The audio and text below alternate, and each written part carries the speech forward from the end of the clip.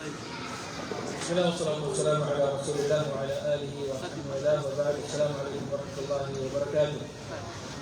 Matapos ang salam po sa Allah subhanahu wa ta'ala ay ngayong gabi,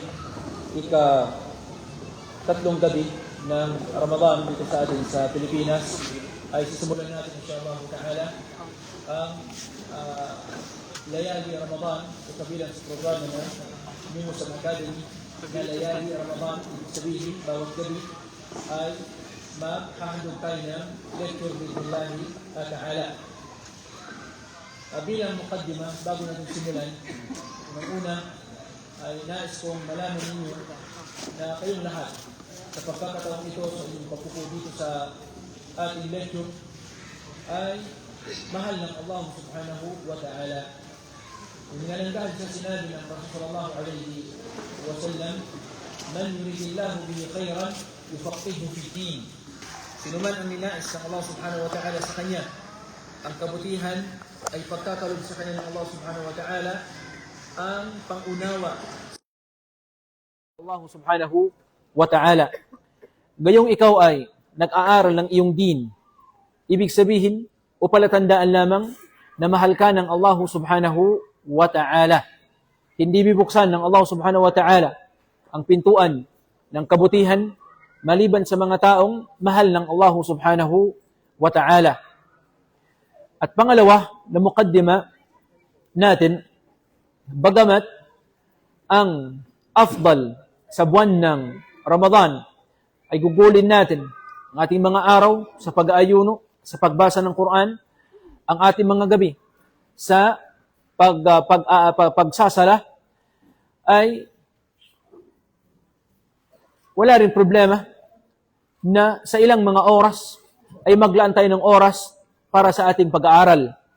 Bagamat ang mga salafus salih, rahimahumullah ta'ala, kung tutuusin sa kanilang kapanahunan, ay wala na silang mga pag-aaral na ganito, kung tutuusin. Maging si Imam Malik, rahimahullah ta'ala, sa tuwing darating ang buwan ng Ramadan, ay iniiwan niya ang lecture niya sa Al-Masjid An-Nabawi. Gandi naman ang mga salafus salih, rahimahumullah ta'ala, kapag kasumapit na ang buwan ng Ramadan, ay mas marami ang kanilang pananatili sa masjid kaysa sa kanilang bahay. At ang kanilang sinasabi at ang kanilang motto ay nahfadhu siyamana, nais namin mapangalagaan ang aming pag-ayuno.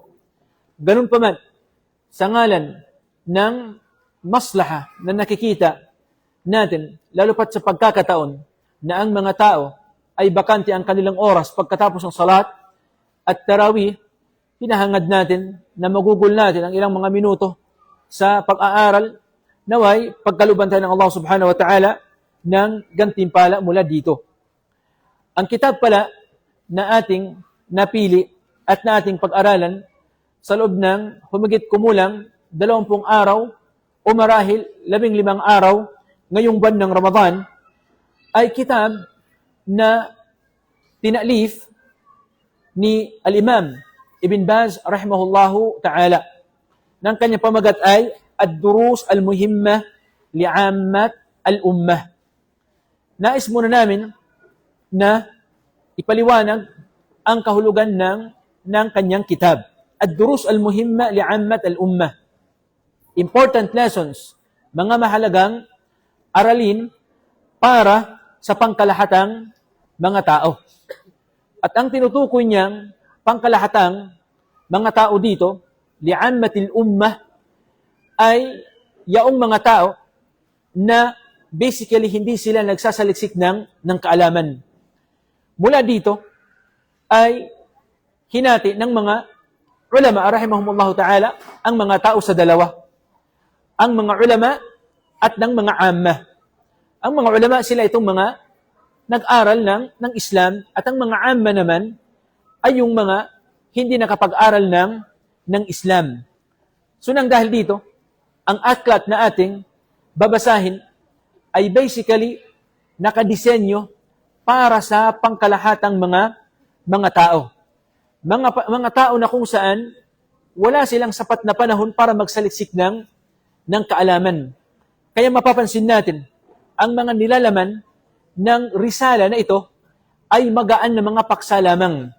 Hindi kasing lalim at hindi kasing haba, kundi mga bagay-bagay na karapat-dapat at dapat malaman ng isang ordinaryong Muslim. Pero sa mga katulad natin na mga nagsasaliksik ng kaalaman, ay wala ring problema na aralin natin itong kitab. Nang dahil sa, maging doon sa Saudi Arabia, ay inaaral din ito ng mga student of knowledge. Yun nga nang dahil sa bilang isang talibul ilm, ay kailangan hindi siya magmataas sa kanyang sarili. Anumang kaalaman na binuksan sa kanya ng Allah subhanahu wa ta'ala, mga kaalaman na ito ay nakadisenyo para sa mga tulabul ilm at para sa mga ammah, para sa mga commoners, ika nga, ay kailangan pa rin sa isang talibul ilm na manguna sa pag-aaral nito. Kung sakaling halimbawa, ang ating mga ammah, mga commoners natin, sila pa itong naunang nag-aral nitong kitab at hindi ito na pag-aralan halimbawa ng mga tulabul ilm, ay dito masasabi natin na mas nakakalamang ang mga commoners kaysa sa mga tulabul ilm. Kaya bilang isang talibul ilm, nagsasaliksik ng kaalaman, magpakumbaba tayo sa harapan ng kaalaman. Kahit na sabihin natin na mas mababa kaysa sa ating standard, kaysa sa ating level, yung ating inaaral, ay kailangan tayo ang mag-adjust. Meron sa atin pagdating dito sa ma'had, ay nabigla nang dahil sa magsisimula sila sa beginning, magsisimula mula sa zero. Samantalang hafid na siya ng Quran. Ano ang kanyang gagawin? Ang iba ginagawa niya is lumalabas, umuuwi, nang dahil sa tingin niya sa kanyang sarili, ay mataas na ang kanyang standard. Mataas na ang kanyang kaalaman, para sa kanya hindi nababagay ang kanyang level sa mas mababang level. Bagamat darating din naman, kung minsan, ang mga pag-aaral sa mas mataas na level, yun nga lang, kailangan talagang magsimula tayo sa mas mababa. So, kailangan sa isang talibul ilm ang mapakumbaba. Nang dahil sa kailaman ng Allah subhanahu wa ta'ala, hindi niya ipagkakaloob ang kaalaman sa dalawa. Ang una ay mustahyin. Ang taong nahihiya o di kaya ay mahiyain, yung hiya na hindi niya nilagay sa lugar. At pangalo naman ay ang mustakbir, yung taong mayabang, na sa tingin niya sa kanyang sarili ay magaling na, at kung minsan naman sa tingin sa kanyang sarili ay mas magaling pa kaysa sa nangangaral sa kanya. Ang ganitong klaseng tao, hindi pagkakaluban ng Allah Ta'ala ng barakah ang kanyang kaalaman, at higit sa lahat, hindi ipagkakaloob sa kanya ng Allah Subhanahu wa Ta'ala ang kaalaman. Sinabi ng Allah Subhanahu wa Ta'ala, سأصرف عن آياتي الذين يتكبرون في الأرض بغير الحق وإن يروا كل آية لا يؤمنوا بها وإن يروا سبيل الرشد لا يتخذوه سبيلا وإن يروا سبيل الغي يتخذوه سبيلا. At pasensya na sa ating mahabang muqaddimah, hangad lamang natin na maging bukas ang ating isipan sa ating pag-aaral. Maging ito man ay alinsunod sa ating standard, sa ating level, o di ka naman ay mas mababa at marahil naman ay mas mataas kaysa sa ating standard. Muli ang kitab na ating napiling aralin ngayong buwan ng Ramadan ay mula sa kitab ni Sheikh Al-Imam Ibn Baz rahimahullahu ta'ala, na ang kanyang pamagat ay Ad-Durusu Al-Muhimma Li'ammat Al-Ummah. Mga basic na dapat malaman ng isang Muslim. Humigit kumulang na mga 8 mga durus siguro ang nabanggit ni Imam Ibn Baz rahimahullahu ta'ala. 18 mga aralin pala ang kanyang nabanggit sa kanyang kitab.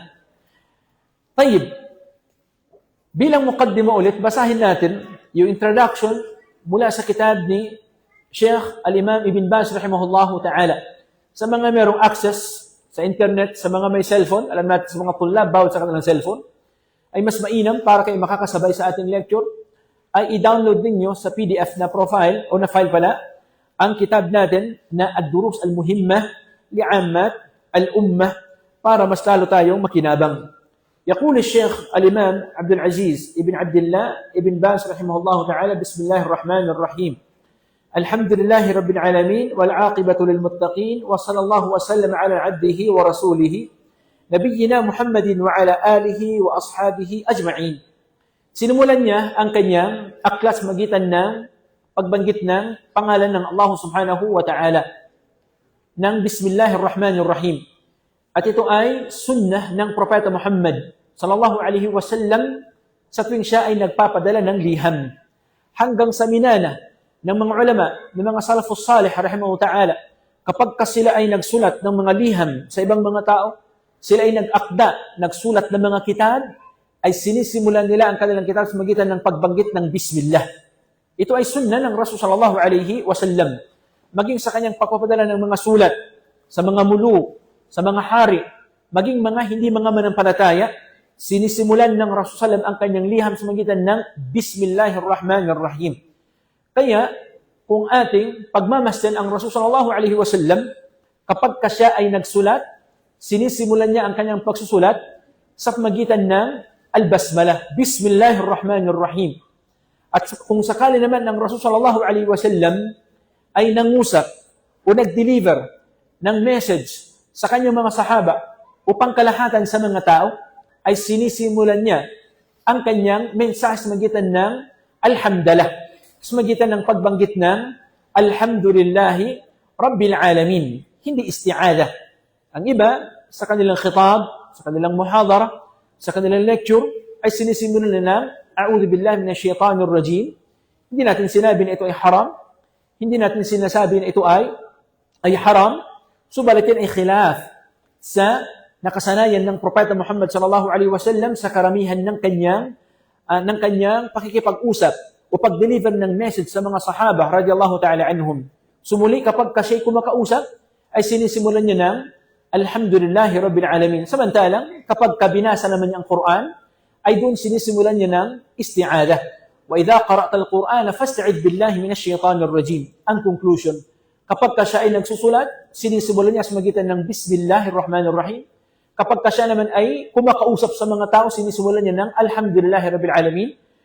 At kapag naman siya ay bumabasa ng Quran, sinisimulan niya ng A'udhu billahi minash shaitanir rajim. Dito Sheikh bin Baz rahimahullah ta'ala sinudya lamang ang sunnah ng Rasul sallallahu alaihi wasallam na sinimulan niya ang kanyang aklat sa magitan ng Bismillah. Ganun pa man pang kalahatan, anumang bagay na mahalaga na gagawin natin ay sunnah na simulan natin sa magitan ng pagbanggit ng Bismillah. Before sumakay ng eroplano, ng sasakyan, before kang gagawa halimbawa, meron kang lalagariin, meron kang mamartilyuhin halimbawa, meron kang gawain, gusto mo magsulat, simulan mo ng Bismillah. Bakit? Ibig sabihin ng Bismillah sa ngalan ng Allah subhanahu wa ta'ala. Sinabi ng Rasulullah, kullu amrin dhi balin, lam yudhkar fihi ismullah, fahuwa abtar, aw kama qala Nabi sallallahu alaihi wasallam. Ano mang mga mahahalagang mga bagay na hindi niya sinimulan ng Bismillah, fahuwa abtar. Abtar, ibig sabihin, wala siyang barakah. Sa pagbukas mo ng tindahan, Bismillah. Pagbukas mo ng tindahan, Bismillah. Okay? Hindi mabigat na banggitin. Okay? Pagbukas halimbawa ng iyong pwesto, banggitin mo ang Bismillah. Simulan ang pagluluto, banggitin ang Bismillah. Okay? So walang problema. Sa ngalan ng mag-intifa tayo sa pagtabarruk sa pangalan ng Allah subhanahu wa ta'ala. Dito ay sinabi niya, Alhamdulillah Rabbil Alamin, matapos ang pasasalamat sa Allah subhanahu wa ta'ala, siya ay nagpadala ng salawat sa Propeta Muhammad sallallahu alaihi wasallam at kanyang sinabi, وصلى الله وسلم على عبده ورسوله نبينا محمد وعلى آله وأصحابه أجمعين. Gusto ko lang emphasize yung salitang ajma'in. Nang sinabi niya, وعلى آله وأصحابه أجمعين. Ibig sabihin, siya ay nagpadala ng salawat sa Propeta Muhammad sallallahu alaihi wasallam. Ganun din naman ay kanyang binabati ang mga alihi. Ang ibig sabihin ng mga family ng Propeta Muhammad sallallahu alaihi wasallam wa ashabihi at lahat ng mga sahaba ng Propeta Muhammad sallallahu alaihi wasallam ajma'in. Pag sinabi natin ajma'in ay lahat. Ito ay bilang tugon o rad sa mga Shia hadahumullah, na kung saan ang mga Shia naway gabayan sila ng Allah subhanahu wa ta'ala, nag-aangkin na ang mga Muslimin daw, ang mga Ahlus Sunnah wal Jama'ah ay hindi nila mahal ang mga family ng Propeta Muhammad sallallahu alaihi wasallam. Kaya sa tuwing tayo ay nagsasalawat sa Propeta Muhammad sallallahu alaihi wasallam, ay sinasali natin ang kanyang mga pamilya wa ala alihi. Ibig sabihin, binabati natin ang lahat ng family members ng Propeta Muhammad sallallahu alaihi wasallam. Palatandaan na tayong mga Ahlus Sunnah wal Jama'ah higit na nagmamahal sa family o pamilya ng Propeta Muhammad SAW kaysa sa mga Shia. Wa ala alihi. So malaking mensahe ito kapag binabanggit natin ang al. Ibig sabihin ng al ay family ng Propeta Muhammad SAW. Palatandaan lamang, mensahe natin sa kanila na mahal natin ang Propeta Muhammad SAW katulad ng ating pagmamahal din sa kanyang family members, sa kanyang mga pamilya. Wa ala alihi wa ashabihi. Ganun din naman, pagbabati sa lahat ng kanyang mga sahaba. Ajma'in. Ma ma'ana ajma'in? Lahat ng mga sahaba. Muli, kasagutan muli sa mga, o bilang tugon sa mga Shia. Hadahumullah nang dahil sa ang mga Shia ay hindi nila makayanan na batiin ang lahat ng mga sahaba ng Propeta Muhammad sallallahu alaihi wasallam. Pinipili lamang nila. Samantalang ang mga asawa ng Propeta Muhammad sallallahu alaihi wasallam ay hindi nila binabati, bagkus hindi nila ginagalang. Pangalawa, hindi din nila binabati, hindi nila ina-acknowledge ang lahat ng mga sahaba ng Propeta Muhammad sallallahu alaihi wasallam. Binabastos nila si Abu Bakr as-Siddiq radiyallahu anhu. Binabastos nila si Umar ibn Khattab radiyallahu ta'ala anhu. Binabastos nila si Uthman ibn Affan radiyallahu ta'ala anhu. At ilan pang mga prominenteng mga sahaba radiyallahu ta'ala anhum. Kaya, sinasabi natin palagi sa ating mga pagsusulat, sa ating mga pagsasalita, sa ating mga muhadara, wa ala alihi wa ashabihi ajma'in. Palatandaan na minamahal natin ang mga sahaba radiyallahu ta'ala anhum ajma'in. Paano hindi natin mamahalin ang lahat ng mga sahaba samantalang sinabi ng Allah subhanahu wa ta'ala sa suratu At-Tawbah, radiyallahu anhum wa radu anhu. Kinalugdan sila ng Allah subhanahu wa ta'ala katulad ng kanilang pagkalugod sa Allah subhanahu wa ta'ala. Sinaksihan ng Allah subhanahu wa ta'ala na kinilugdan niya ang lahat ng mga sahaba radiyallahu ta'ala anhum. Paano natin hindi mamahalin ang lahat ng mga sahaba?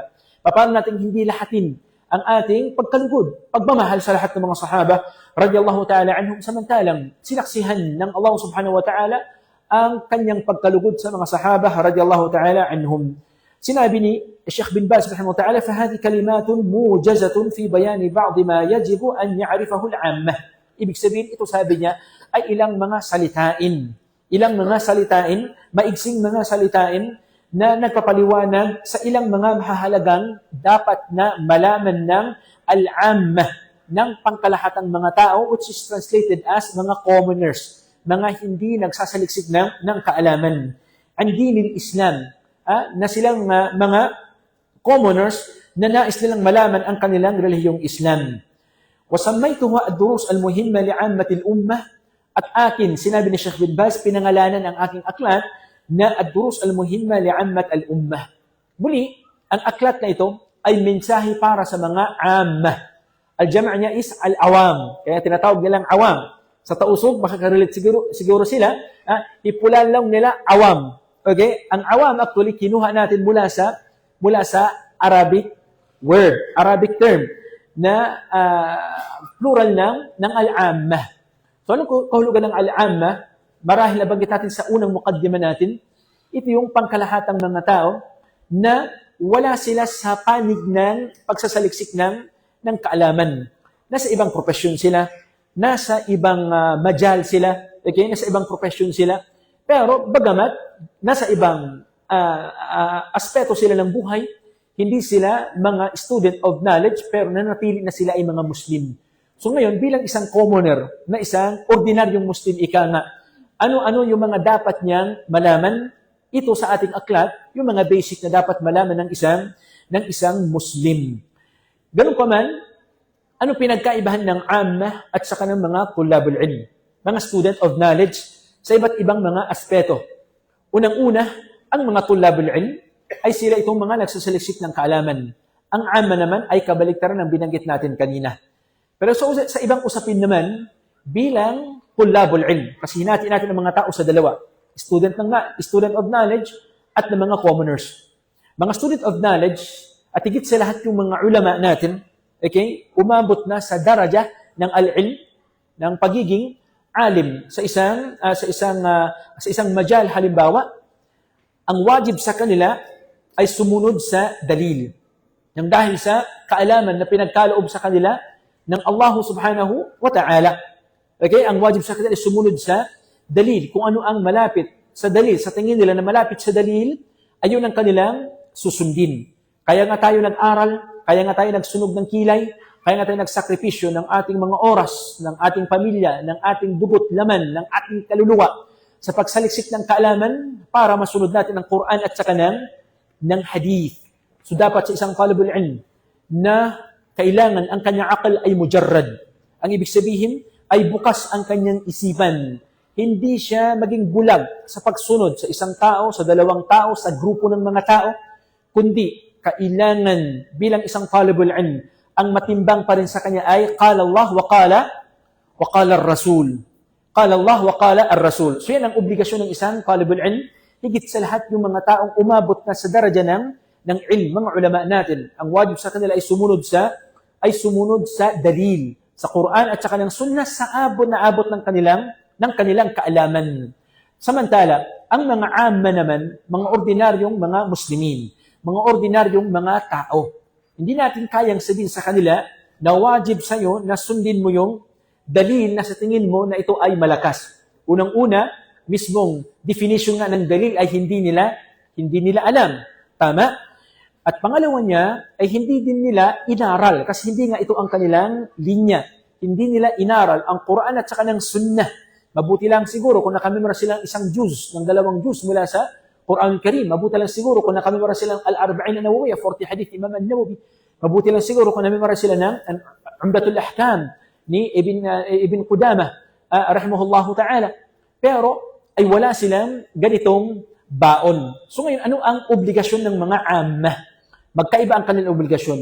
Ang obligasyon ng mga ordinaryong mga muslimin at ng mga muslimat ay magtanong sa kanilang kinikilala nilang maalam. Kinikilala nilang maalam, kagalang-galang at mapagkatiwalaang maalam. At dahil ang dalil ay sinabi ng Allah subhanahu wa ta'ala sa suratu Ar-Ra'd, sinabi ng Allah ta'ala, "Fas'alu ahla adh-dhikri in kuntum la ta'lamun." Magtanong kayo, sinabi ng Allah subhanahu wa ta'ala, sa mga ahla adh-dhikr, sa mga maalam, hinggil sa mga bagay-bagay na hindi ninyo alam.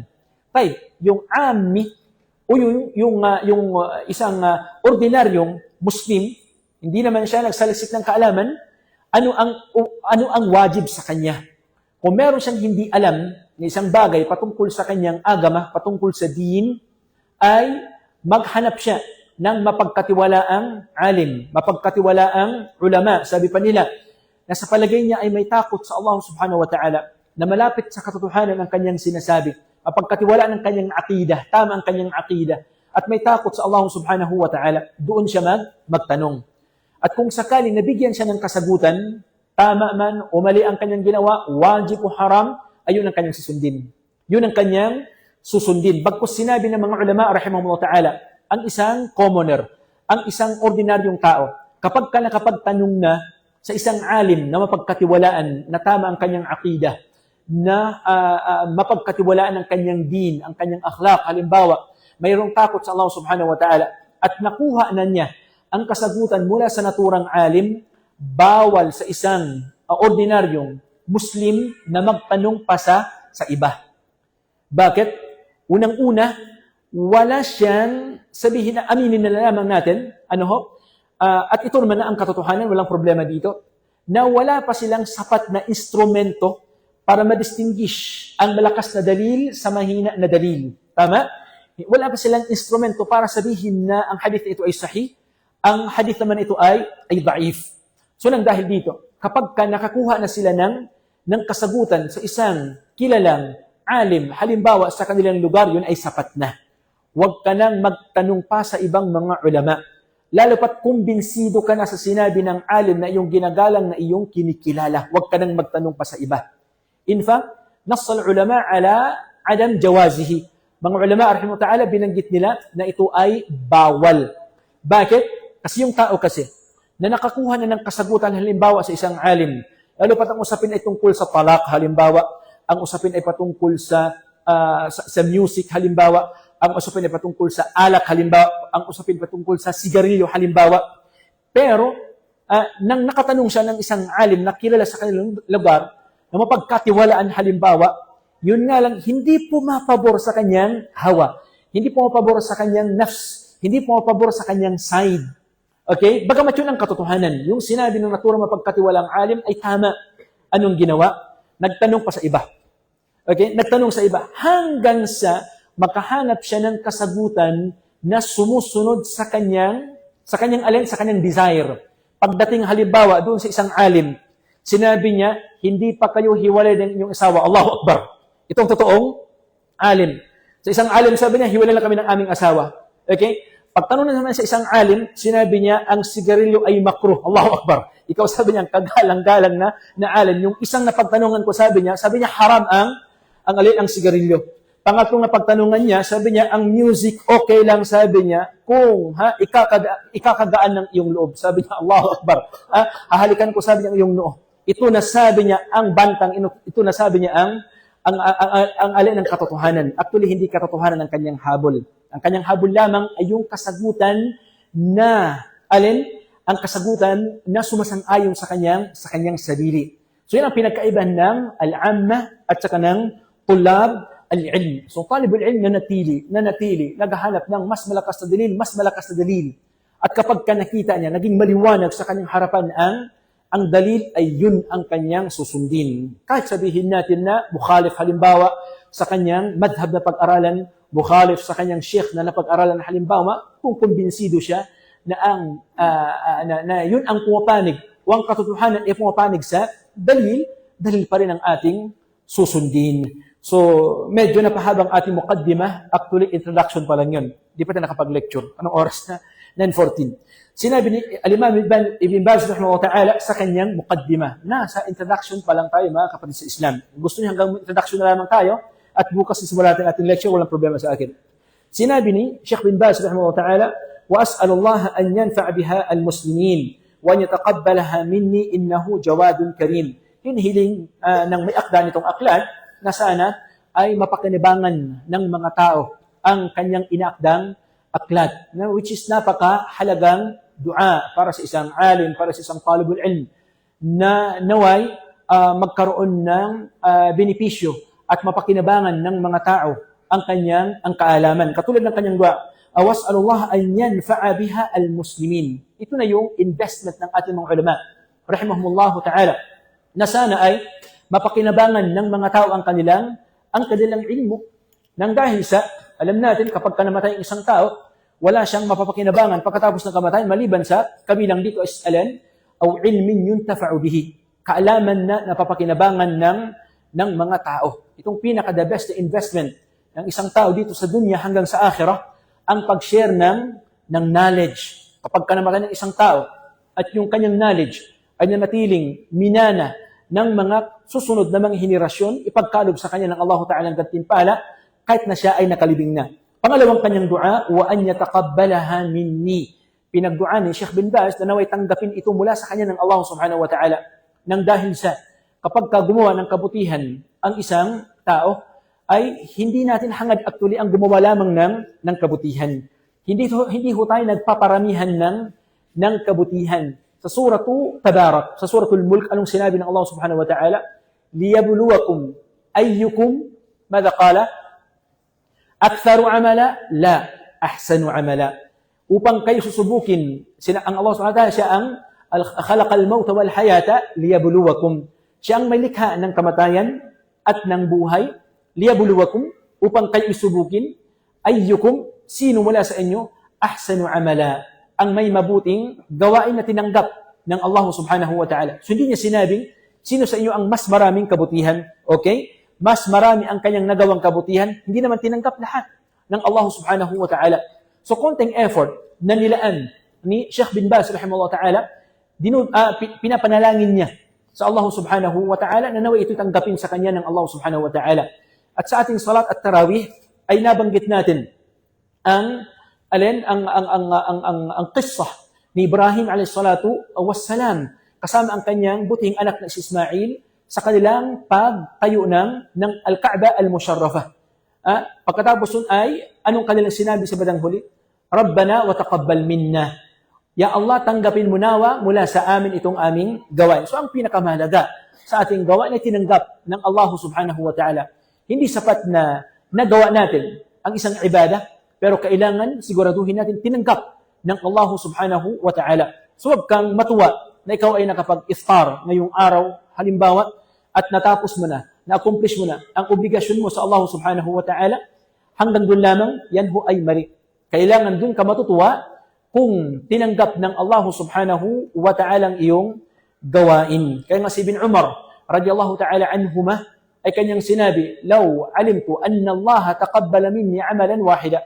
Kung alam ko lamang na ang Allah subhanahu wa ta'ala ay tinanggap niya mula sa akin ang isang gawain lamang, ay lakafani. Ito ay sapat na sa akin. Ito ay sapat na sa akin. Dahil sa ang mahalaga ay tinanggap ng Allah ang ating ibada. Wa an yataqabbalaha minni innahu jawadun karim. At dito ay natapos na ang kanyang muqaddimah. At dito ay natapos na rin ang aking muqaddimah. Ad-darsul awwal. Ang unang aralin. Ang unang aralin mula sa kanyang kitab na ad-durusu al-muhimma li'ammat al-ummah. Sinabi ni Sheikh al-Imam Ibn Baz rahimahullah ta'ala, ad-darsul awwal, ang unang aralin, ay suratu al-Fatiha wa ma amkana min qisar as-suwar. Ibig sabihin, dapat aralin ng isang commoner, dapat aralin ng isang ordinaryong Muslim ang suratu al-Fatiha. So lumalabas ng ating aralin ngayong araw ay paikot-ikot lamang ay sa suratu al-Fatiha. Yaduru hawla falaki surati al-Fatiha. Okay? Ibig sabihin ng ating aralin ngayong araw ay patungkol lamang sa suratul Fatiha. Bakit suratul Fatiha ang naging unang aralin, ang naging lesson 1 ika nga na binanggit ni Sheikh bin Baz rahimahullah sa kanyang maigsing kitab na ito. Napakanipis na aklat lamang. Pagtuloy mas manipis pa dito, ito kasi ay mayroong kasamang syarh, commentary o di kaya ay paliwanag. Otherwise, mas manipis pa dito yung actual na kitab ni Sheikh bin Baz rahimahullah. Ang tanong, bakit inuna ni Sheikh al-Imam Ibn Baz rahimahullah ang kanyang unang aralin sa aklat na ito sa suratu al-Fatiha? Marahil naman sa aking pagtatanong ay alam na ninyo ang kasagutan. Nang dahil sa unang-una ang suratul Fatiha, ito ang pangbungad na surah na binanggit ng Allah Ta'ala sa Al-Quran Al-Karim, suratu al-Fatiha. At mismong kahulugan ng al-Fatiha ay pangbungad. Pangbungad ng Al-Quran Al-Karim, suratu al-Fatiha.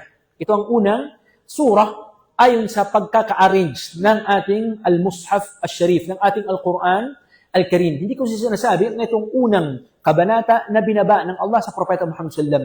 Ito ang unang pagkaka-arrange ng mga surah sa loob ng Al-Quran Al-Karim. Pangalawang dahilan. At alam din niyo ang pangalawang ito, nang dahil sa ang suratul Fatiha, ito yung binabasa natin sa ating sala sa tuwing tayo ay nagsasala. At alam ba ninyo, ng suratul Fatiha ay ruknun min arkan as-salah. Kabilang sa mga rukun ng sala. Basically, anumang mga adhkar sa sala, hadi qaida, ang hukuman sa kanya ay wajib, hindi siya rukun. Kasi bakit? Sa fiqh kasi, magkaiba ang rukun at saka ng wajib. Mas mabigat ang rukun kaysa sa wajib, bagamat silang dalawa ay wajib, bagamat silang dalawa ay obligado. Yun nga lang, kung i-categorize natin, mas mabigat ang rukun kaysa sa wajib. So ang qaida, lahat ng mga akwal sa ating sala ay wajibah. Akwal, ibig sabihin ng akwal, yung mga binibigkas natin sa ating sala ay wajib. Okay? Maliban sa mangingilan na nakalabas sa ating qaida. Halimbawa, pagbigkas ng pagtakbir para sa ruku', wajib. Pagbigkas ng Subhana Rabbil Azim, wajib. Subhana Rabbil Ala, wajib. Maliban sa pagbigkas ng surat Al-Fatiha. Hindi siya wajib, kundi rukun. Sinabi ng Rasul sallam mula sa hadith ni Ubadah ibn Samit radiyallahu ta'ala anhu, la salata liman lam yaqra bi Fatihatil Kitab. Sa ibang riwaya ng hadith, la salata liman lam yaqra bi Ummil Kitab. Hindi katanggap-tanggap ang salah ng isang tao hanggat sa hindi niya binasa ang suratu al-Fatiha. Nang dahil dito, sinumang taong nagsambahayang sinadya niyang hindi binasa ang suratu al-Fatiha, ang kanyang sala ay hindi katanggap-tanggap. At may mga ulama pa tayo na sabihin natin na nag-stricto sa paghatol sa isa sa mga rukun ng sambahan ng suratul Fatiha, na sabi nila, kung sakaling mali ang kanyang pagbasa ng suratul Fatiha, yani anong klaseng mali? Yuhilu al-ma'na, na napapalitan niya ang kahulugan ng suratul Fatiha, ang kanyang sala ay hindi din katanggap-tanggap. Halimbawa, binasa niya, siratal ladina an'amtu alaihim. Buong buhay niya, an'amtu alaihim. Ang kanyang pagkabasa. Halimbawa, ang kanyang sala ay hindi katanggap-tanggap. Nang dahil sa binago niya ang kahulugan ng suratu Al-Fatiha. Kaya, ganun na lamang ang ating mga ulama, maging sa mga huffaz, sa ating mga katatib, sa mga halaqatul Quran, bakit mas istikto ang ating mga qurra sa pagturo ng suratul Fatiha kaysa sa ibang mga surah? Ako, personally, bagamat personal na bagay ito, ay isang linggo ko binasa ang suratu Al-Fatiha sa aking sheikh dun sa Syria. Sobrang stricto. Sabi ko, bakit gano'n naman? Wala sa tanang buhay ko na magbasa ng suratul Fatiha sa sheikh sa loob ng isang linggo. Every day. Pagbalik ko, merong mali, may mali, kailangan ulitin, hanggang sa ma-perfect natin. Subhanallah, yung pala na dahil sa pinahalagahan nila ang rukun ng sala, which is ang suratu Al-Fatiha. Kaya, nararapat sa isang Muslim, talibul ilm o hindi talibul ilm, nagsaliksik ng kaalaman o hindi nagsasaliksik ng kaalaman, ordinaryong Muslim o di kaya mga ulama na aralin ang suratu Al-Fatiha. Pangatlo, mahalagang bagay ng isang tao habang binabasa ang suratul Fatiha, lalo pat at least 17 times natin binabanggit ang suratul Fatiha, binibigkas, binabasa ang suratul Fatiha, na alam ng isang Muslim ang kahulugan ng suratul Al-Fatiha. Nang dahil sa inaamin natin na magkaiba yung taong nagsasala na alam niya ang kahulugan ng kanyang binabanggit. Magkaiba kaysa sa sunod-sunuran lamang anong binasa ng imam, anong binasa ni Sudais, ano ang dua ni Sudais halimbawa sa Al-Masjidil Haram, ang mahalaga, Arabic, yun na yun. Okay? Nang hindi niya naiintindihan. Sa palagay ba ninyo, magkaparehas yung isang nagsasala at binasa niya ang suratu Yusuf at naiintindihan niya ang surat Yusuf sa kanyang pagbabasa, kaysa sa taong nag-e-enjoy lamang sa ganda ng boses ng imam halimbawa, magkaiba. Nang dahil sa nauunawaan niya ang sura na kanyang binabasa, yung story na nilalaman ng Al-Quran Karim na kanyang naririnig halimbawa, kasi sa taong nakafocus lamang sa boses ng kanyang pinapakinggan na paboritong qari halimbawa mula sa radyo, mula sa television, mula sa television, mula sa internet halimbawa, magkaiba silang dalawa. Shattana bainahuma. Magkaiba silang dalawa. Samantalang, itong isang tao, habang binabasa ang suratul Fatiha, Allahu Akbar, Alhamdulillahi Rabbil Alamin, alam niya ang kahulugan ng bawat kalima na kanyang binabasa, bawat talata sa suratu Al-Fatiha ay tinitiyak natin na magkaiba ang kahulugan ng kanyang o mas maging makahulugan ang kanyang sala. Nang dahil dito ang Propeta Muhammad sallallahu alaihi wasallam ay kapag ka siya ay nagsala, ay pwede kong sabihin na para bagang nasa ibang mundo ang Propeta Muhammad sallallahu alaihi wasallam. Metaphorical yan syempre. Para bagang nasa ibang mundo ang Propeta Muhammad sallallahu alaihi wasallam. Kapag ka nagsasala ang Propeta Muhammad sallallahu alaihi wasallam, ay sa hadith ni Aisha radhiyallahu anha, kana an-nabiy sallallahu alaihi wasallam idha qama min al-layl tatafattar qadamahu. Kapag ka nagqiyamul layl ang Propeta Muhammad sallallahu alaihi wasallam, nagkakasugat-sugat ang kanyang mga paa. Nang dahil sa na-enjoy nila ang kanilang salah. Pangalawa, ang Propeta Muhammad sallallahu alaihi wasallam sa hadith ni Ibn Abbas radhiyallahu ta'ala anhuma, nung siya ay nagsala, tinabihan siya ni Abdullah bin Abbas radhiyallahu ta'ala anhuma. Gusto niyang sabayan ang Propeta Muhammad sallallahu alaihi wasallam. Fastaftaha suratul Baqarah. Binasa ng Propeta Muhammad sallallahu alaihi wasallam sa qiyamul layl ang suratul Baqarah, Alif Lam Mim sa qiyamul layl. Pagkatapos sinabi ni Ibn Abbas radhiyallahu anhuma sa kanyang sarili, sana sabi niya pagkatapos ng suratul Baqarah ay magruruku na ang Rasul sallallahu alaihi wasallam. Pagkatapos ng suratul Baqarah, Alif Lam Mim, Allahu la ilaha illa huwal hayyul qayyum. Binasa ang surat Ali Imran. Pagkatapos ng surat Ali Imran, sinabi ni Ibn Abbas radhiyallahu anhuma, sana magruku' na ang Rasul sallallahu alaihi wasallam. Pagkatapos ng surat Ali Imran, ya ayyuhan nasu taqu rabbakum. Subhanallah, binasa niya ang suratu An-Nisa. Ang dahil sa nag-e-enjoy ang Rasul sallallahu alaihi wasallam kapag ka binabasa niya ang mga talata mula sa Al-Quran Al-Karim. Balikan natin ang suratul Fatiha. Ganun din naman ang isang Muslim na habang siya ay nagsasala ay naunawaan niya ang kanyang sinasabi. Alam niya ang kahulugan ng suratul Al-Fatiha na kanyang binibigkas. Ay sinisuguro natin na mas maging makahulugan ang kanyang salat at talagang mafe-feel niya na sa loob siya ng salat, hindi yung pagaya-gaya lamang. Kaya ngayong gabi, nang mabilisan insyaAllah ta'ala, ay banggitin natin ng mabilisan ang kahulugan ng suratu Al-Fatiha bilang alinsunod sa first lesson na binanggit ni sinuggest ni Sheikh bin Baz rahimahullah ta'ala. Suppose hindi lang suratul Fatiha, kundi tusarus suwar, mga maiksing mga sura, gabi naman ng Ayatul Kursi. Pero sa ngayon ay ating minarapat na isang sura lang ang ating aralin at sa sunod na araw ay another lesson naman insyaAllah ta'ala. Suratu Al-Fatiha. Sinabi ng mga ulama rahimahullah ta'ala sa panguna ni Sheikh Abdurrahman As-Sa'di rahimahullah ta'ala na guro ni Sheikh Uthaymeen rahimahullah ta'ala sa kanyang tafsir na Taysir Al-Karim Ar-Rahman fi Tafsir Kalami Al-Mannan. Meron tayo nito sa ating library. Sinabi niya, yaqul subhanahu wa ta'ala, Bismillahirrahmanirrahim, ay abtadi'u bikulli Bismillahi ta'ala. Ibig sabihin ng Bismillahirrahmanirrahim ay sisimulan ko ang aking gawain, ang aking pagbabasa ng Quran Al-Karim sa ngalan ng Allah subhanahu wa ta'ala. Bismillah. So hindi siya sa ngalan ni Papa Jesus, sabi pa nila.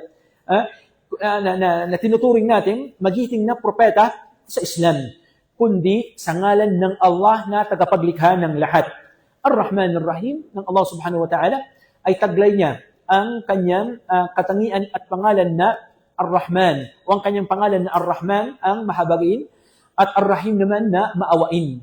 Ar-Rahman, ito yung pangkalahatang habag at awa ng Allah subhanahu wa ta'ala sa kanyang mga nilikha. Wasi'at rahmati kulla shay. Ibig sabihin, saklaw ng aking awa, sinabi ng Allah ta'ala, wala, wa rahmati wasi'at kulla shay. Astaghfirullah, wa rahmati wasi'at kulla shay. Ang aking awa, sinabi ng Allah ta'ala, ay saklaw niya ang lahat. Saklaw ba ng awa ng Allah ta'ala ang kanyang awa sa mga Muslimin at mga kuffar? Ang sagot ay, oo. Naaawa ang Allah ta'ala sa mga Muslimin pati sa mga kuffar pangkalahatan. Kaya nga, subhanallah, nung nagdua si Ibrahim alayhi salatu wassalam, actually yung aya binanggit natin kanina sa ating salat, Rabbi ij'al hadha baladan amina warzuq ahlahu min ath-thamarati man amana minhum billahi wal yawmi al-akhir.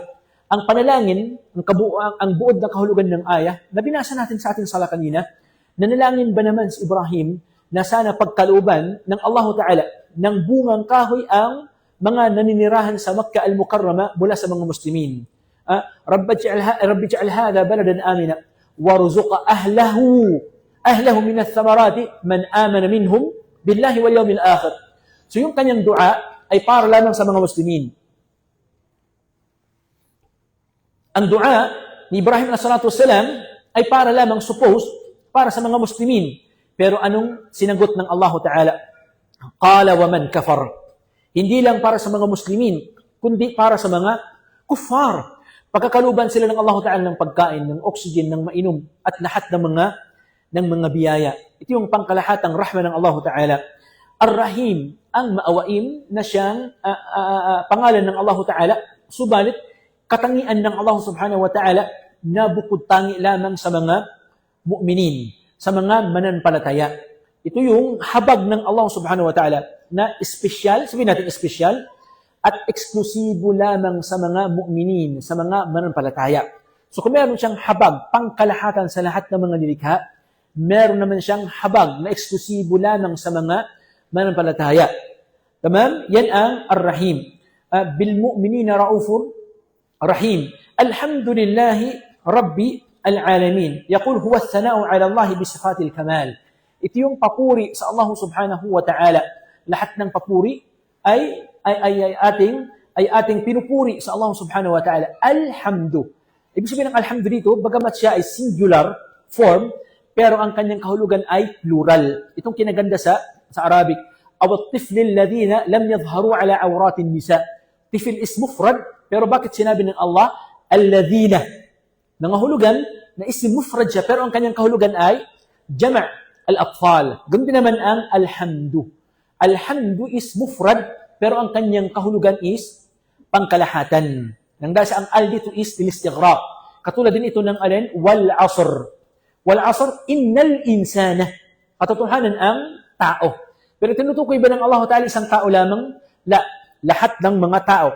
Bagamat ang word na ginamit is singular, pero ang kanyang kahulugan ay plural. Ay natin magpalalim lalo. Alhamdulillahi Rabbil Alamin. Lahat ng papuri ay lillahi.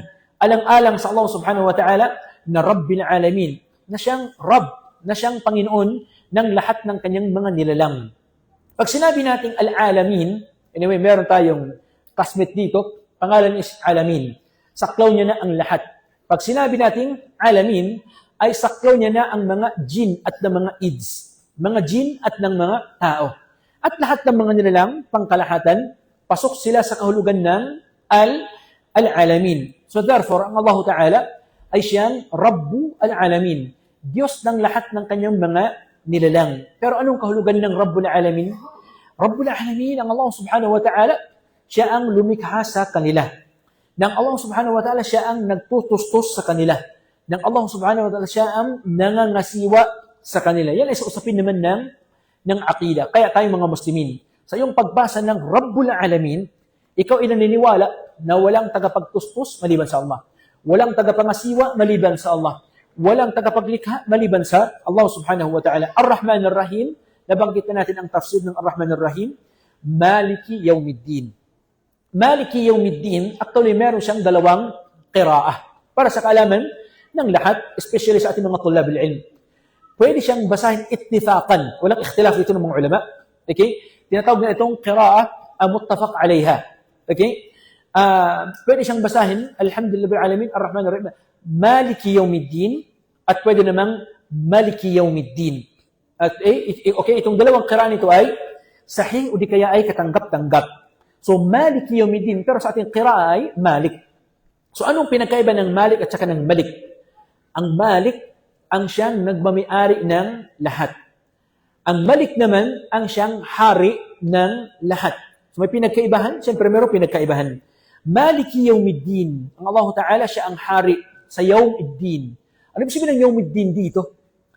Anong ibig sabihin ng Yawmiddin? Hindi ibig sabihin ng din dito is Islam. Wa ma adraka ma Yawmiddin. Okay? Yawmiddin ibig sabihin dito ay al-Yawmul Qiyamah.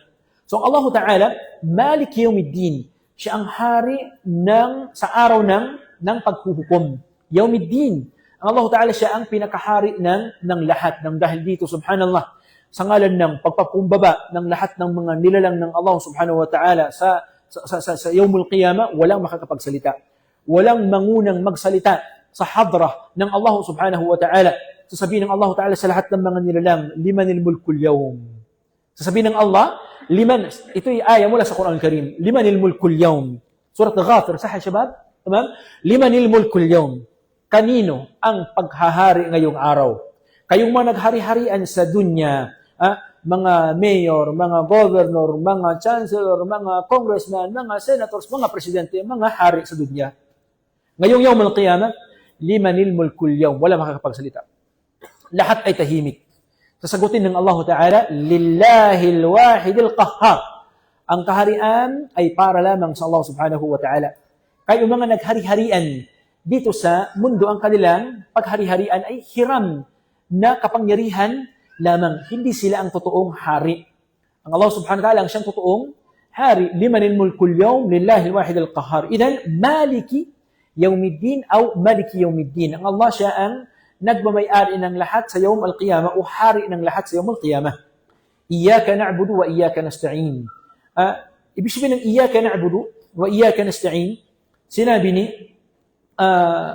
Sheikh As-Sa'di, rahimahullahu ta'ala, ay nakhussuka wahdaka bil ibadati wal isti'anah. Ibig sabihin niya Allah, ay sayo lamang kami na sumasamba at sayo lamang kami humihingi ng tulong. So itong dalawa, al-ibadah at ng isti'anah, paghingi ng tulong. Ibadah ibig sabihin pagsamba, at isti'anah naman ay paghingi ng tulong, ay kailangan ay igugugol lamang natin sa Allah Subhanahu wa Ta'ala. So unahin natin yung una, al-ibadah. Ang ating pagsamba ay kailangan alang-alang lamang sa Allah Subhanahu wa Ta'ala. Alam ba ninyo na ito ang kinaganda ng Islam? Sabi pa nila, ang Islam is simple but deep. Nakuha ko ito mula sa aking mga estudyante din mismo. Ito yung kanilang, subhanallah, naging testamento nung niyakap nilang Islam, kaya tumatak din sa aking isipan. Sabi nilang mga balik Islam sa akin, Islam sabi nila is simple but deep. Gaano kasimple ang Islam? Sambahin mo lamang ang iyong tagapaglikha. At huwag kang sumamba sa kanyang mga nilikha. Yun nga lang, kailangan sisirin mo, aralin mo ang mga detalyeng kaalaman ng Islam. Pero bagamat ganun kasimple yung katuruan sa Islam, na pagsamba lamang sa nag-iisang Diyos, Islam lamang ang merong ganitong quality. Tanungin kayo, okay? Na bukas ang ating isipan. Maghanap kayo ng relihiyon sa buong mundo na kung saan nasa kanila ang qualitative at ng quantitative na sistema sa kanilang belief, sa kanilang pagsamba. Papaano? Sa quality, sumasamba sila sa totoong Diyos. Sa quantity naman, ay sumasamba sila sa nag-iisang Diyos. Sa makatuwid, ang mga Muslim, sumasamba sa nag-iisa at ng totoong Diyos. Simple or hindi? Simple lang. Tama? Sumasamba sa nag-isa at ng totoong Diyos. Mag-research kayo. Sa dami ng mga religions, sa dami ng mga sekta. Magkaiba kasi ang relihiyon at ng mga sekta. Sa baba ng relihiyon ay mga sekta. Kung minsan isang relihiyon, pero 100 mga sekta sa kanyang ibaba. Sa dami ng mga relihiyon at ng mga sekta, Islam lamang ang merong ganitong paniniwala. Okay? Halimbawa, sa ibang paniniwala, sumasamba sila unang-una, dito palang baksak na, sa hindi tunay na Diyos. Okay? Kasi tayo, ang sinasamba natin ay nag-isa at tunay na Diyos. Nag-iisa at ng tunay na Diyos. Sa ibang mga panampalataya, dito pa lamang ay bagsak na. Unahin natin yung nag-iisa. Sumasamba sila sa maraming Diyos. Sumasamba sila saan? Sa maraming Diyos, alhamdulillah. Tayo ay sumasamba sa nag-iisang Diyos lamang. Bagamat ang ilan nag-claim na kami sabi nila ay sumasamba sa nag-iisang Diyos lamang, pero kung iyong siriin, ay sila sumasamba pa rin sa rebulto, naniniwala sa mga persona, halimbawa, 3 persona sa kanilang paniniwala. So, magkataliwas ang kanilang kiniklaim sa kanilang sinasamba. So, sa atin, nag-iisang Diyos. Sa iba naman, ay maraming Diyos ang kanilang sinasamba. Sa India, halos lahat ay kanilang sinasamba. Okay? Diyos ng hangin, Diyos ng araw, Diyos ng bituin, at meron pang sumasamba sa dumi ng tao. Allahul Musta'an. At meron pang sumasamba sa baka, which is very norm sa kanila at marami sa kanila. Milyon-milyon sa kanila. Hindi lang daan-daan. Milyon-milyon. Imagine, subhanallah. Ganun ka-genius, katalino, yung mga Indiano actually. Actually, mga genius sila, matalino sila. Pero subhanallah, marami sa kanila, milyon-milyon, ay kung sabihin libo-libo, ang sumasamba sa baka sa kanila. Tayo, sumasamba tayo sa nag-iisa. Pangalawa, nag-iisa at ng totoong Diyos. So, kailangan itong dalawa ay magkatugma. Mag-isa nga, pero hindi naman totoong Diyos ang kanilang sinasamba. So, therefore, sa Islam mo lamang mahahanap itong ganitong kalidad. Wa iyyaka nasta'in. At ang paghingi ng tulong ay mula din sa Allah subhanahu wa ta'ala. Mula dito sinabi ng Rasulullah, idha sta'anta fasta'in billah. Kapag ikaw ay humingi ng tulong, humingi ka ng tulong sa Allah subhanahu wa ta'ala. Iyyaka na'budu wa iyyaka nasta'in. Ihdinas siratal mustaqim. Ito ay ating panalangin sa Allah subhanahu wa ta'ala na naway tayo ay gabayan ng Allah subhanahu wa ta'ala sa as-sirat al-mustaqim. Sinabi ng mga ulama rahimahullah ta'ala at sa panguna ni Ibn al-Qayyim rahimahullahu ta'ala. Sinabi niya, yung mga unang mga talata ng Suratul Fatiha ay introduction lamang ng Ihdinas Siratal Mustaqim. Introduction lamang ng alin? Ng Ihdinas Siratal Mustaqim. Papaano? Hindi ba't kabilang sa adab ng dua ay purihin muna ang Allah subhanahu wa ta'ala?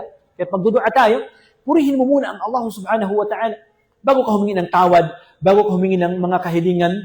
So ang Suratul Fatiha, anong meron Suratul Fatiha? Alhamdulillahi Rabbil Alamin. Pinupuri natin ang Allah Ta'ala, tama, na ang lahat ng pasasalamat ng papuri ay para lamang sa Kanya. Ar-Rahman Ar-Rahim. Kinikilala natin ng Allah Ta'ala siya ang mahabagin maawain. Papuri muli sa Allah Ta'ala. Maliki Yawmiddin. Ina-acknowledge natin, pinupuri natin ang Allah Ta'ala na siya ang hari sa Yawmul Qiyamah. Maliki Yawmiddin. Tama? Iyyaka na'budu wa iyyaka nasta'in.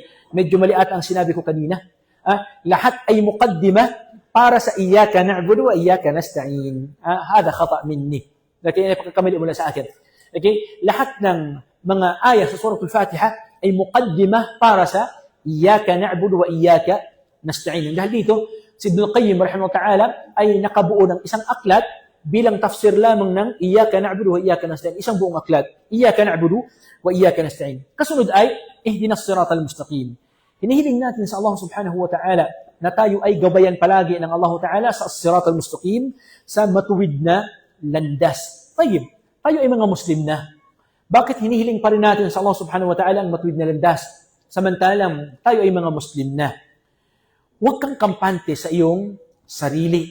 Maging si Umar ibn Khattab, radiyallahu ta'ala anhu, sinabi niya kay Abdullah ibn Rawaha, radiyallahu ta'ala anhu, Abdullah bin Hudhafa, radiyallahu ta'ala anhu, hal sammani an-nabiy sallallahu alaihi wasallam min al-munafiqin? Kasi siya lamang ang nakakaalam ng mga munafiq sa Madina.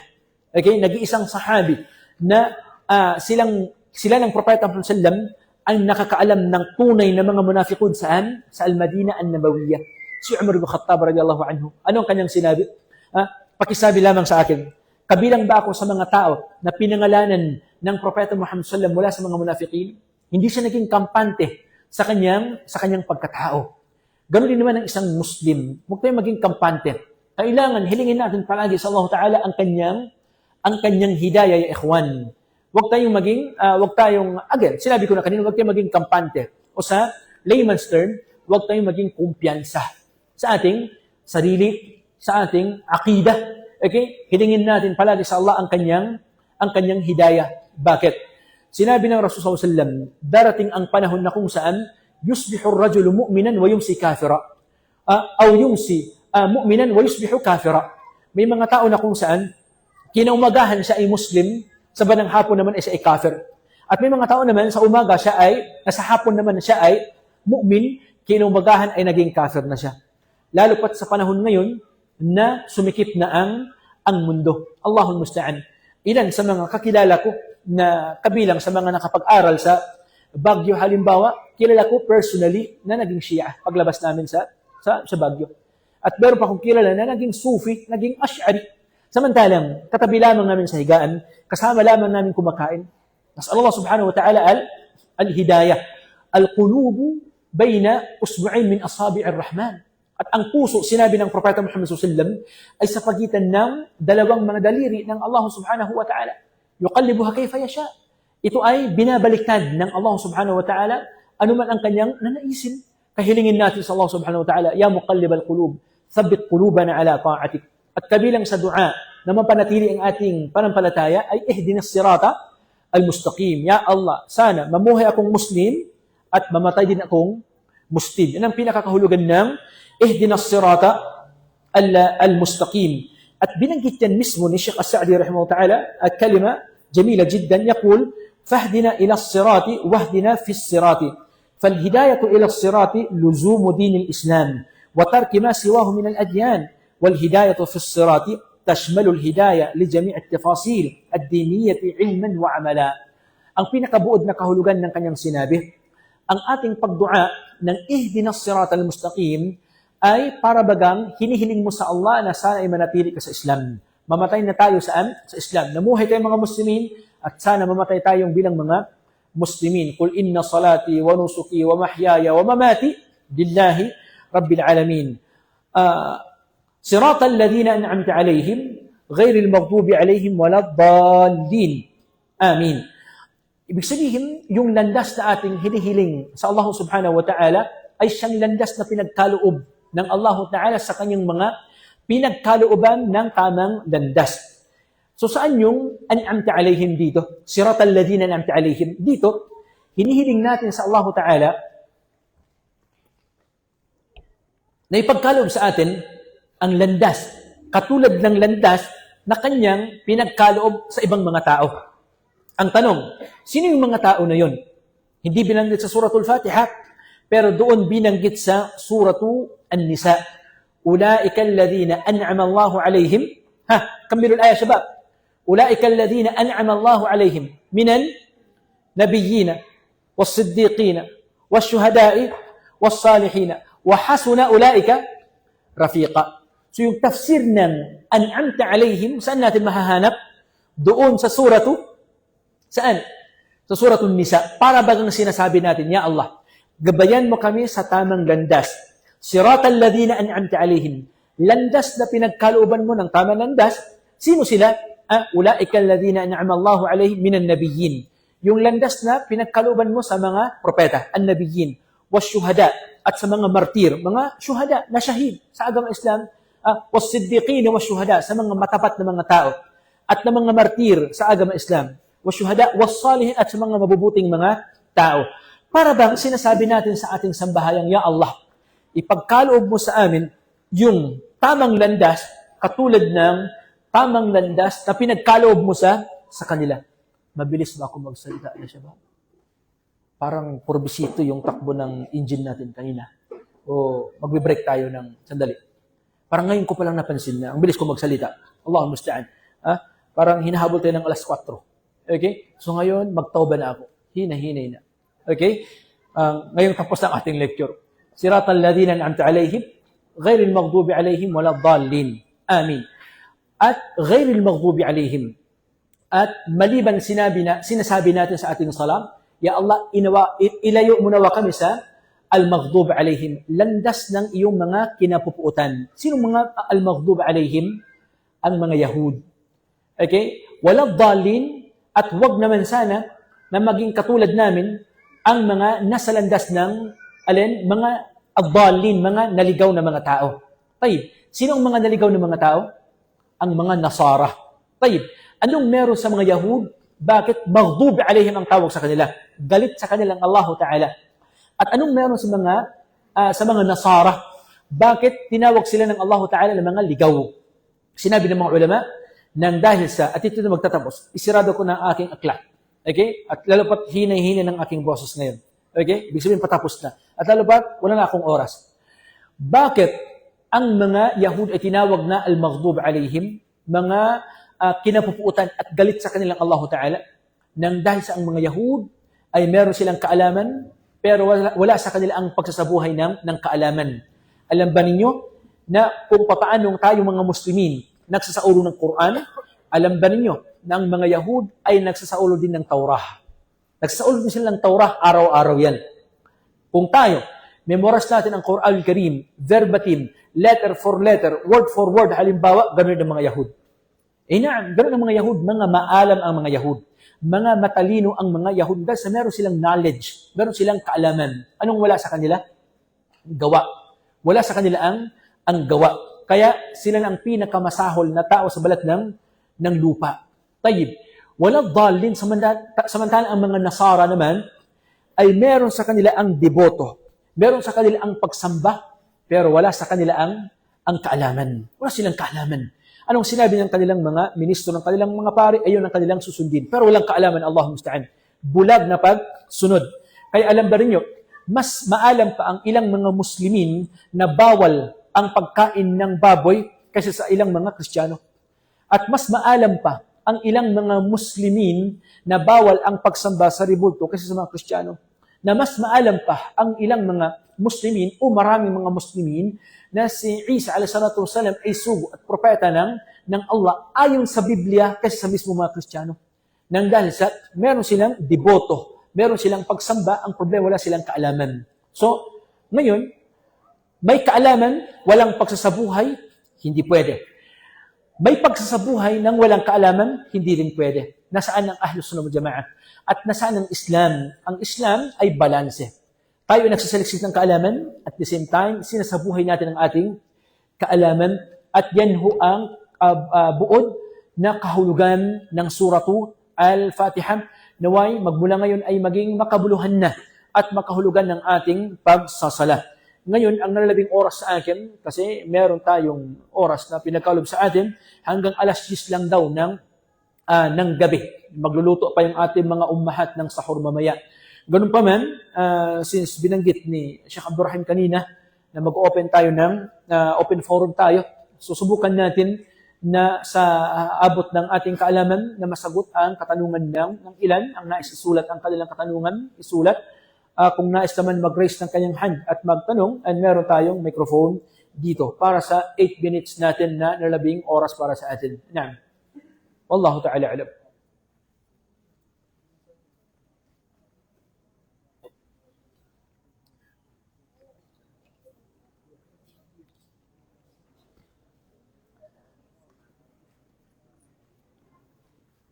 لكم أسئلة يا شباب تفضل. بدير matigam ka magkagan. تفضل. Okay lang, Tagalog. Nagtaas siya ng kamay. ها؟ تفضل. أشرف.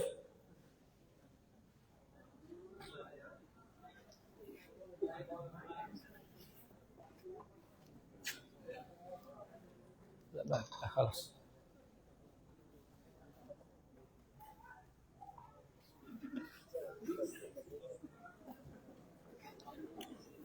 طيب, ang magtatanong, bibigyan natin ng, kasi di ko ito maubos syempre. Okay? Meron pang aros kaldo sa bahay. Bibigyan natin itong chips. Cookies. Ano ba tawag dito? Cupcake. Yalla, bismillah. Assalamualaikum warahmatullahi wabarakatuh. Waalaikumsalam. Pwede po ba mag-explain na slide yung sinabi mo kanina is paano malalaman ng isang tao ang ulama na may takot sa Allah subhanahu wa ta'ala at yung ulama na walang takot sa Allah subhanahu wa ta'ala? Una-una, yung pangako namin sa'yo. Tafadhal, Ashraf. Cupcake. Tafadhal. Kainin mo bukas pag-recess. Tamam? Tayyib. Sabi niya, paano malaman ng isang tao ay may takot sa Allah subhanahu wa ta'ala? Sa ulama ng hadith, o sa mustalah al-hadith, meron silang tinatawag na al-adalatu al-zahira wal-adalatu al-batinah. Ibig sabihin, yung mga taong nakikitaan natin ng takot sa Allah subhanahu wa ta'ala sa panlabas, at yung mga tao naman nakikitaan ng takot sa Allah ta'ala sa kanilang panloob. Samantala, yung panloob, since panloob siya, hindi natin nakikita, ay hindi natin pwedeng mahatulan ng isang tao. Tama? Nandun siya ay panloob. Malay mo ba na may takot siya sa Allah Ta'ala sa kanyang saloobin ito? So, wala na tayo doon. Ngayon, paano natin malaman na isang tao ay may takot sa Allah Ta'ala sa kanyang panlabas? Ang hatulan lamang natin ay ang kanyang panlabas. Siya ba ay hindi gumagawa ng mga kabair at hindi nananatili sa paggawa ng sagair? Ito yung taong may takot sa Allah Ta'ala. Ulitin natin, yung taong hindi naglalantad sa kanyang kabair. Ano ibig sabihin ng kabair? Yung major sin. Hindi siya naglalantad ng kanyang major sin.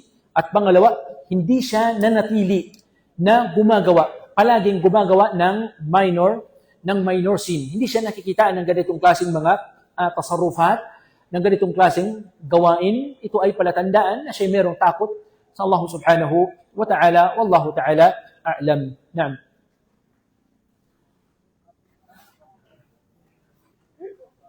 عندنا 5 دقائق 5 minutes na lamang ang nalabi. Si Bapa, marami tanong si Bapa. Tafadhal Bapa.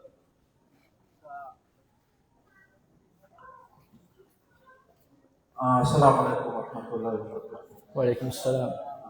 Pwede ako sa mga tao. Galing ko ako sa mga kapatid. MashaAllah. Taga Norte. Ang suggest ko sa kasi ibadah.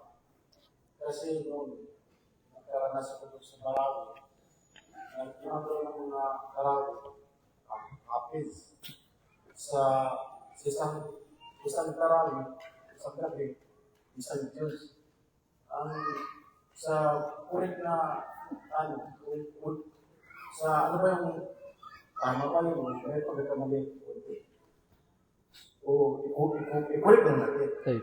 Ang pag-ibang nila doon, kasi mga hafiz ngayon, sa masjid, mag-use sila ng hafiz. Yung hafiz, magbasa sila ng tarawih, may Quran. Sabi ko, Ustaz, di ba hafiz yung ibang natin? Bakit may Quran pa? Sabi na, para maiwasan yung Pagkakamali. pagkalimot, simple na sa tao yan. Para automatic, magkita yung pinapasa. Ang sadya ko doon, Ustaz, malaman natin kung ano ba yung gano'n na ginagawa nila, tama ba, may kunti pagkamali. Dapat natin, kasi ang ibada, makulit. Tayyib. Barakallahu fiqh. Bigyan natin kay Bapa itong juice. Okay? Baon ng kanyang mga anak. Okay? Tafadhal ya Ayman. Barakallahu fiik, Baba. Na siguro yan na ang ating huling katanungan din since 9:57 na. Stick tayo sa time. Okay? Sinabi sa atin 10 o'clock, 10 o'clock. In fact, pag sinabi sa akin kanina 9:30, kanina pa is nag-break na ako. Okay? Pero 10 o'clock ang sinabi sa akin. Tayo, ikhwan. Marahil hatiin natin ang kanyang katanungan sa dalawa. Una ay hatol sa pagbasa ng isang juz. Isang juz sa salat at tarawih. So therefore, sa buong buwan ng Ramadan ay mababasa nila ang buong Quran. Pangalawang katanungan niya ay yung pagbasa ng imam samantalang nakabuklat ang mushaf sa kanyang harapan. Halimbawa, samantalang sa una, yung pagpapahaba ng basa hanggang sa inaabot ng isang juz ang binabasa ng imam sa salat at tarawih. Ito ba ay ipinahintulot? Naam, ito ay ipinahintulot.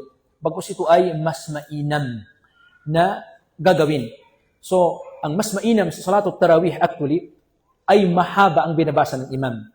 Okay? Paliwas sa ibang mga sala na mas mainam na maiksi ang binabasa ng imam, katulad ng binanggit ni Aisha radhiyallahu ta'ala anha hinggil sa sala ng Propeta Muhammad sallallahu alaihi wasallam, "Fala tas'al an husnihinna wa tulihinna." Sinabi ni Ummina Aisha radhiyallahu anha, at huwag ka nang magtanong. Sinabi ni Aisha radhiyallahu anha hinggil sa ganda ng pagbabasa ng Propeta Muhammad sallallahu alaihi wasallam, at huwag mo na rin itanong yung haba ng binabasa ng Propeta Muhammad sallallahu alaihi wasallam sa kanyang pagsala. So, mga kapatid sa Islam, ako na ang humihingi ng dispensa sa mga ma'mum natin, lalo pat dito sa atin, na magsabar kayo sa mahabang basa ng imam.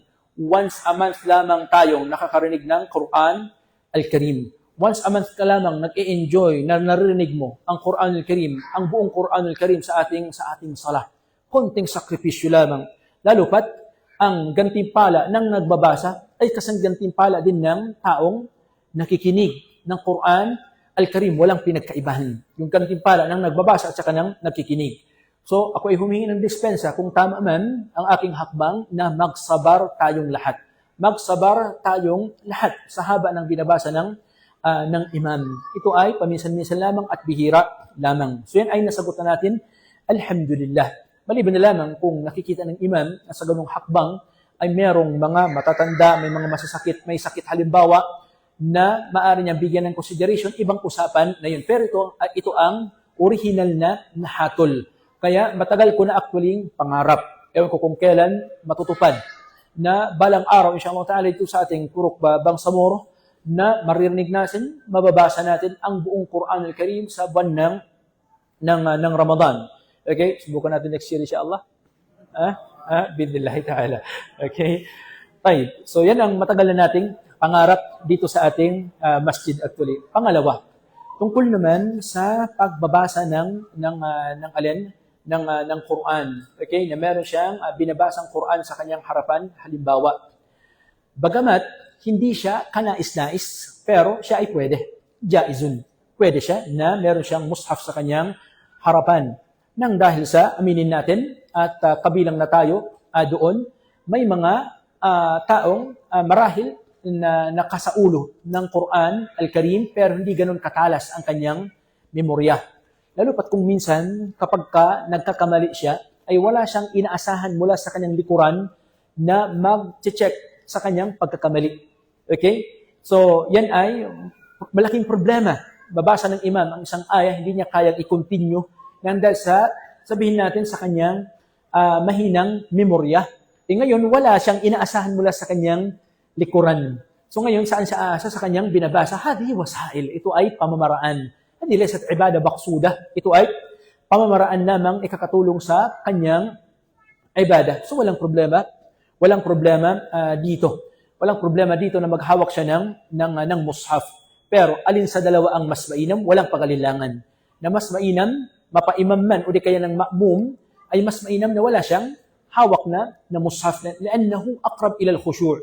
Nandang sa mas malapit siya sa taimtim na pagsasala. Yani imagine, habang nagsasala ka, ikaw ay nag-i-scan ng Quran, anong page na yung imam.